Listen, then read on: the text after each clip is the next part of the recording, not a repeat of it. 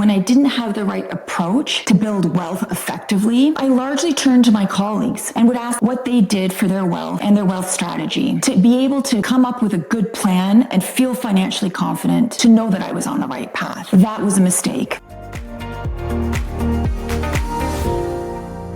Hi, I'm Dr. Genhee So, founder of ElevateMD, and today we're going to talk about why coffee break talk about finances doesn't always help and why you should probably ignore it. When I didn't know a ton about finances, or more importantly, when I didn't have the right approach to find the right building materials that I needed to build wealth effectively, I largely turned to my colleagues and would ask them casually whether we went out for coffee or even at the dinner table what they did for their wealth and their wealth strategy. That if I surveyed enough physicians, I'd be able to kind of learn from them all their little pearls and piece it together myself to be able to come up with a good plan and feel financially confident to know that I was on the right path. That was a mistake. And I only realize that now in retrospect because a lot of the way that we approach wealth building is with this idea that we are all the same when it comes to medicine professional corporations. And that's simply not the case. The more effective way to think about it is that yes, we are a small subset in the general community, but the physician community itself should be further broken down into smaller categories. The way I look at it is the category of physicians who have $0 to $1 million,